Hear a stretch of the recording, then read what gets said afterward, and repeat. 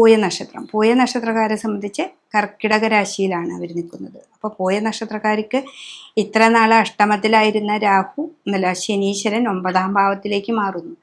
9-ലെ ശനി എപ്പോഴും ജ്ഞാനത്തെ തരുന്ന ശനിയാണ്. അത് മീനൻ രാശിയിൽ വ്യാഴക്ഷേത്രത്തിൽ നിൽക്കുന്ന ശനീശ്വരനാണ്. അപ്പം മീനൻ രാശി എന്ന് പറഞ്ഞാൽ തന്നെ ഗുരുവിൻ്റെ രാശിയാണ്, അതായത് വ്യാഴത്തിൻ്റെ രാശി. അപ്പോൾ നമുക്ക് ഗുരുവിൻ്റെ അനുഗ്രഹപ്രകാരം നമുക്ക് കുറേ അധികം ജ്ഞാനം ലഭിക്കാനായിട്ട് സാധിക്കും. അപ്പോൾ അതെന്താണെന്ന് മനസ്സിലാക്കി നമുക്ക് മുന്നോട്ട് പോകാനായിട്ട് സാധിക്കും. അപ്പോൾ ഒരു ഇടത്തരം പ്രായമൊക്കെ കഴിഞ്ഞവരല്ല, ചെറുതാണെങ്കിലും നമ്മൾ കുറേ കാര്യങ്ങൾ, നിഗൂഢമായ ശാസ്ത്രങ്ങൾ അറിയണം, അല്ലെങ്കിൽ വേറെ എന്തെങ്കിലുമൊക്കെ പഠിക്കണം എന്നൊക്കെ വിചാരിച്ചവർക്ക് ഏറ്റവും നല്ലൊരു സമയമാണിത്.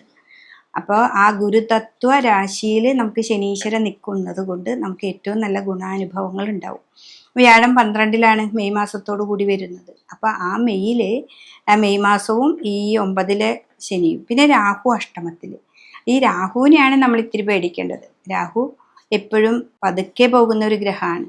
അപ്പം നമ്മുടെ ചില കാര്യങ്ങൾ ഒരു പ്രാവശ്യം പോകേണ്ടടത്ത് 10 പ്രാവശ്യമൊക്കെ നടത്തിക്കും. പക്ഷെ കാര്യം നടത്തി തരും, പക്ഷെ അതൊക്കെ പതുക്കെ ആയിരിക്കും. അതിൽ നമ്മൾ ദേഷ്യം വരികയോ അങ്ങനെയൊന്നും ഇല്ലാതെ മനസ്സൊക്കെ ഒന്ന് നല്ല റിലാക്സ് ചെയ്ത് നമുക്ക് മുന്നോട്ട് പോകാനായിട്ട് സാധിക്കണം.